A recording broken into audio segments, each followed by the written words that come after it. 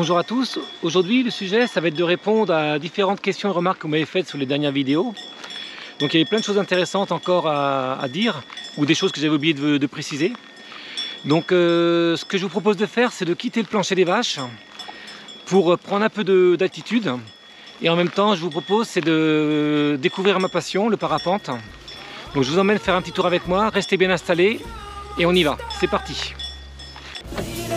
Running down to the riptide, taken away to the dark side. I wanna be your left-hand man. I love you when you're singing that song, and I got a lump in my throat 'cause you're gonna sing the words wrong. Is this movie that I think you like? This guy decides to quit his job and head to New York City. Je vous emmène faire un tour au-dessus du lac d'Annecy. Donc j'ai pris quelques jours de congé pour aller me promener, aller faire faire un break et puis faire du parapente. Donc c'est un site mythique, c'est le site de Annecy. Donc je vais en profiter pour répondre à différentes questions qui m'ont été posées sur les vidéos YouTube. J'ai choisi ce format-là, c'est pas commun. C'est sûr qu'il n'y a pas beaucoup de personnes qui font des vidéos comme celle-ci en faisant du parapente. Mais le parapente, voilà, c'est ma passion, c'est le parapente qui m'a amené à la van life. Parce que tout simplement le fait d'être en van, ça laisse beaucoup de liberté. On peut se déplacer où on veut, quand on veut, en fonction de la météo. Et voilà, je vais répondre à toutes les questions, enfin aux questions principales qui reviennent le plus souvent par rapport au poêle. Donc là je vais continuer à voler un petit peu. Et puis à la fin de mon vol, je vais reprendre la vidéo pour répondre aux questions. Donc là aujourd'hui, tranquillement, je me fais un petit tour du lac. Donc c'est un petit circuit assez classique sur Annecy. Donc on décolle du col de la Forclaz à Montmain et puis on raccroche deux ou trois falaises, deux ou trois sommets. Ensuite on traverse le lac et là je suis en train de faire une raccroche sur le fameux, ça s'appelle le Roc des Bœufs, c'est cette crête là tout en longueur. Donc je vais raccrocher dessus pour me refaire un peu d'altitude et après ben voilà, je vais improviser, on va se promener tranquillement dans les Alpes. Là j'essaie de m'extraire, donc je suis pas très haut mais bon, normalement je devrais trouver un petit thermique qui devrait me remonter au-dessus de la crête, j'espère toujours. Dans quel cas ce sera compliqué. Voilà, j'ai coupé mon vario parce que le vario c'est un petit appareil qui nous dit si on monte ou si on descend. Le problème c'est que ce petit vario là, c'est qu'il fait du bruit, il fait bip bip bip tout le temps. Donc pour vous c'est pas forcément agréable. Donc là j'ai coupé, et là je le fais au feeling.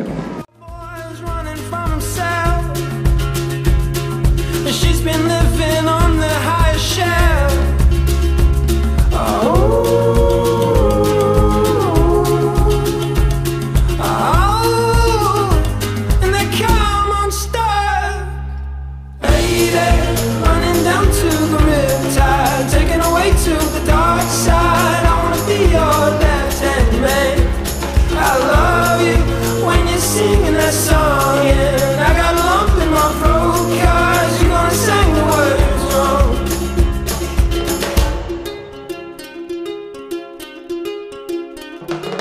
I just wanna know if you're gonna stay. I just gotta know. I can't have it any other way. I swear she's destined for the screen. Closest thing to Michelle Pfeiffer that you've ever seen. Oh, lady, running down to the riptide, taken away to the dark side. I wanna be your left-hand man. I love you when you're singing that song, and I got a lump in my throat 'cause you're gonna sing the words wrong. Oh, lady, running down to the riptide, taken away to the dark side. I wanna be your left-hand man. I love you when you're singing that song, and I got a lump in my throat 'cause you're gonna sing the words wrong.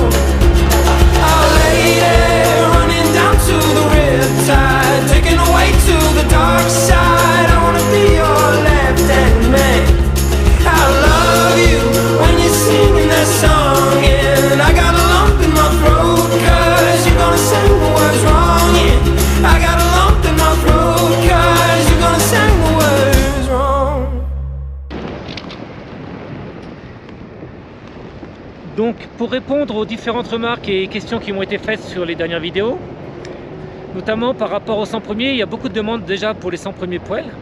Au bout de 10 jours, j'avais déjà 70 réservations. Donc ce que je vais faire pour éviter que les gens soient lésés, je vais continuer à numéroter les poêles jusqu'à l'ouverture du site. Et donc ils seront aussi à moins de 300 € bien entendu. Comme ça, jusqu'à l'ouverture du site, vous pourrez continuer à les réserver via les commentaires de YouTube. Donc ce que je fais là aujourd'hui, je note l'ordre de réservation. De toute façon, à ce que les premiers commentaires soient les premiers poêles, quoi. Donc, ce que je voulais aussi préciser par rapport au kit que j'avais proposé, donc d'office, dans la livraison des poêles, je mettrai automatiquement les 2 rondelles et les écarteurs de mèche. 10 écarteurs de mèche au minimum. Parce qu'en fait, vous aurez du mal à les trouver dans le commerce. Les écarteurs, vous les trouverez jamais puisque ça n'existe nulle part ailleurs. Donc là, c'est pareil pour éviter que vous soyez embêtés. D'office, avec les poêles, vous aurez les 2 rondelles pour installer le champignon et des écarteurs de mèche. Donc certains m'ont demandé si je pouvais proposer les poêles en kit prêts à souder.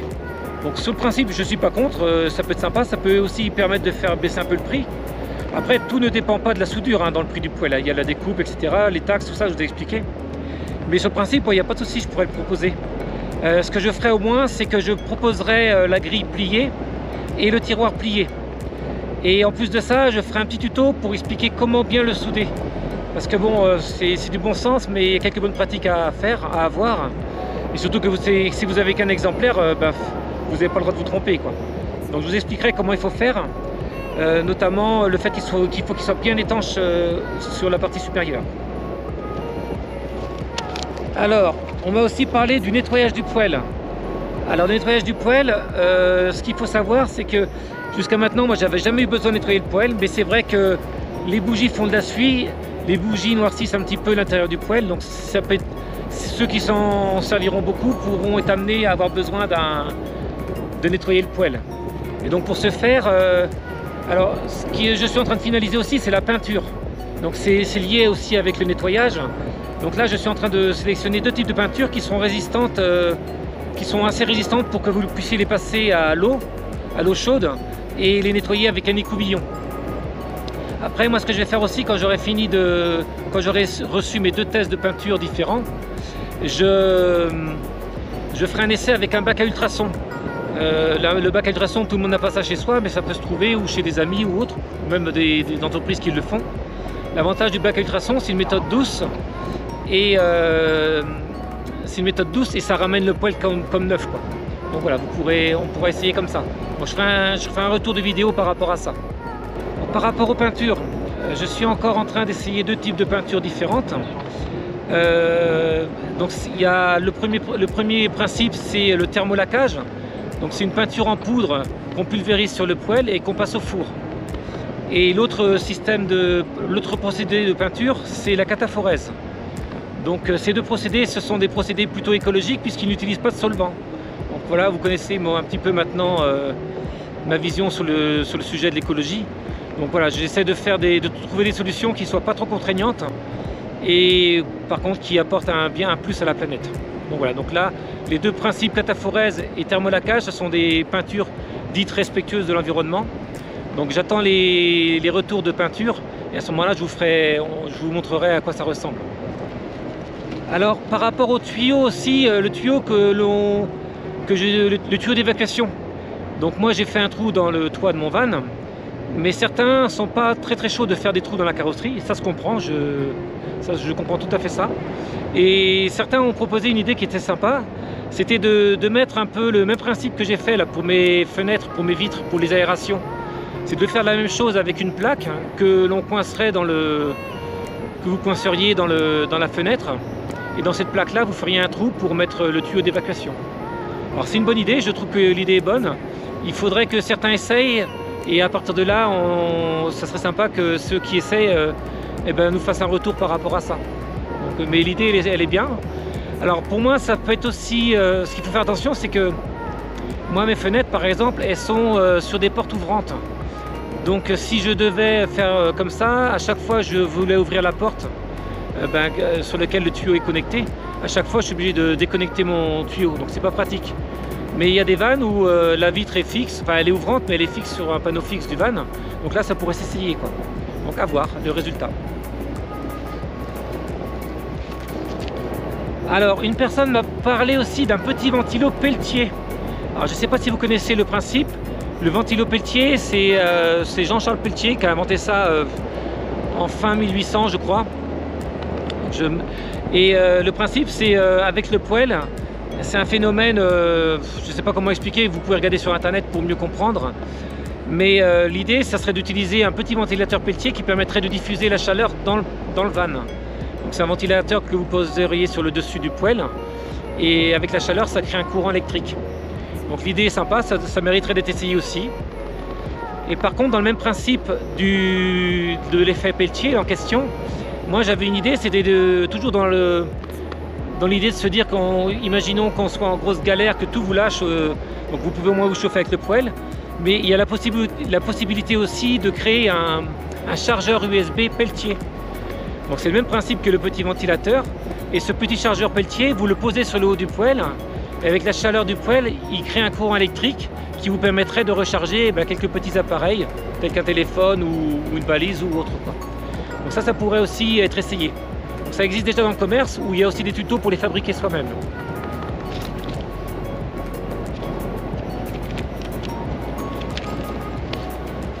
Autre question qui m'a été posée aussi, c'est par rapport à la cire liquide.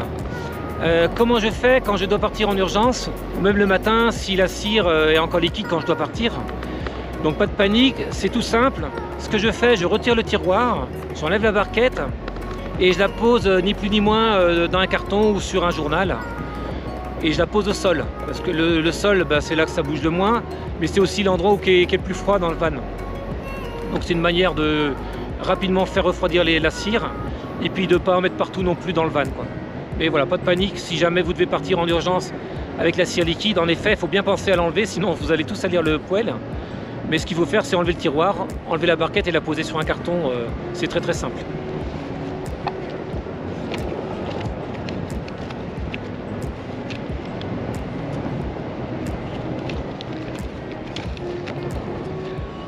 Alors la question revient assez souvent, c'est par rapport au chauffage pour les grands fourgons. Donc là, je ne vais vraiment pas mentir aux gens. L'idée, c'est pas d'en vendre le maximum. Des fois, je suis content que ça fasse plaisir à plein de personnes, mais les grands fourgons tels que je les connais actuellement, je suis vraiment pas certain que ça fonctionnera. En tout cas, pas avec des grosses températures négatives. Mais ça mérite d'être essayé à la mi-saison. Je pense que vous avez moyen d'économiser un peu votre chauffage, Webasto ou autre, en utilisant un poêle à bougie pour la mi-saison, ou même en cas de panne générale aussi. Par contre, moi j'ai un défi que je voudrais me lancer. Je voudrais bien aménager plus tard un grand fourgon, un L3 H2, quelque chose comme ça. Et mon défi, ça serait de chauffer le van complètement avec 500 watts de puissance. Donc 500 watts, ça correspond à ni plus ni moins à 2 poêles. Je suis persuadé que c'est possible. Il suffit juste de bien penser la conception de son van pour que ça fonctionne. J'ai vu une vidéo là, il y a un aménagement qui me plaît bien, c'est celui de Loïc Voyage.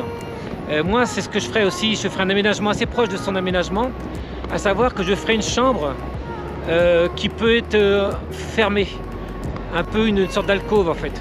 L'avantage, c'est que même s'il fait froid, très froid, il suffit de bien fermer sa chambre en l'isolant bien à l'arrière et à l'avant, et mettre le poêle dans cette petite chambre. Et là, vous êtes certain de pouvoir vous chauffer avec des grosses températures, enfin, des fortes températures froides. Mais par contre, vous chauffez que cette petite chambre-là avec un seul poêle. Et ça serait une solution. Enfin voilà, moi c'est mon idée, c'est ce que je ferais. Et pour des vannes actuellement, souvent les vannes ou les grands fourgons, ils ne sont pas forcément conçus pour les grands froids. Ils sont surtout destinés à voyager dans les beaux jours. Donc ils ne sont pas forcément bien adaptés pour chauffer avec mes petits poêles.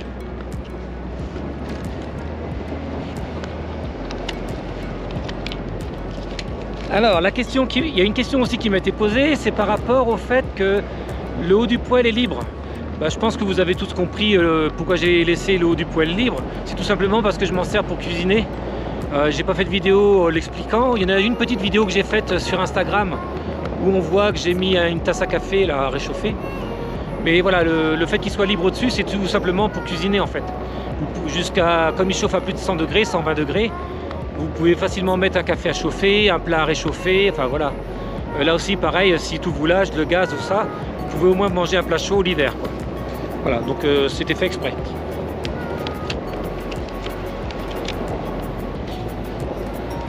On m'a posé la question du consommable aussi. Voilà, la question du consommable, combien je consomme, combien ça me coûte environ de chauffer. C'est vraiment impossible à dire comme ça. Ça dépend de la température, du grand froid qu'il fait ou pas.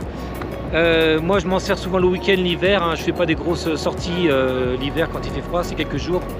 Donc voilà, je consomme très peu de bougies. En tout cas c'est économique, c'est plus économique, c'est aussi économique que du gasoil. Et après j'ai pas de leçon à donner à personne, mais de chauffer avec de la cire végétale, ça ne demande pas un gros effort personnel, mais par contre on fait un gros effort pour la planète. Alors voilà, chacun après prend ça comme il l'entend, il n'y a pas de problème, hein. Mais voilà, donc j'aime bien ces solutions écologiques qui ne demandent pas de gros efforts personnels. Et pour le cas du poêle avec de la cire végétale, je trouve que voilà, ça rentre bien dans cette idée-là, quoi. Bon, bah après voilà, chacun fait comme il veut, bien entendu, hein. Autre petite remarque que je voulais préciser, il y a une personne qui avait fait une vidéo, un tuto, en essayant de chauffer un camping-car avec des pots en terre. Par rapport à ça, il n'y a pas d'erreur. La personne qui a fait la vidéo ne s'est pas trompée. Son test et son essai étaient tout à fait justes. Seulement, il n'a pas fait de la même façon que moi. Donc, il n'est pas plus bête que les autres, je ne suis pas plus intelligent que lui. C'est juste qu'on n'a pas eu la même idée pour chauffer notre van, en fait. Mais voilà, donc je voulais faire un petit rappel par rapport à ça. Je ne suis pas plus malin qu'un autre. La chance que j'ai eue dans cette histoire, on pourrait dire comme ça, c'est que je ne connaissais pas le principe du pot en terre avant. J'avais lancé mon idée comme ça, sans a priori, sans savoir qu'il n'existait pas d'autres solutions, ou d'autres solutions avaient été testées avant. Donc voilà, j'ai eu la chance de ne pas connaître les autres solutions, ce qui m'a permis d'essayer sans a priori. Voilà. Donc voilà, je vous ai à peu près tout expliqué. Je vous ai fait faire un petit tour du lac en même temps, fin de journée d'un gros cross. Donc c'était vraiment sympa, il y avait des belles conditions de vent pour voler. Et donc là, on est au-dessus du lac d'Annecy.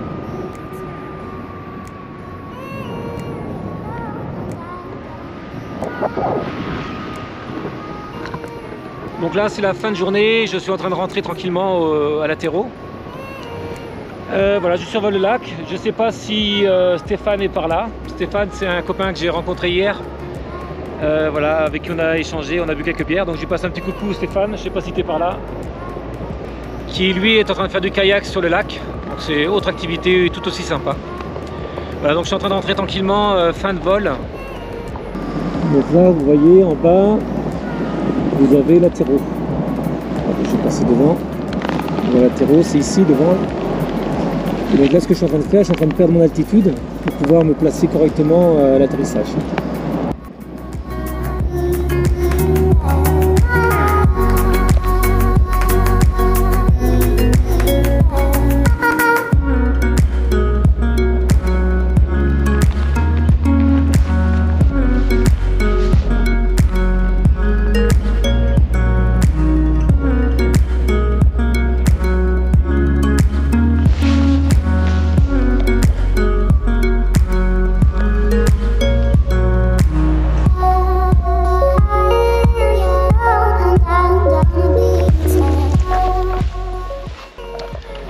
Et voilà, posé.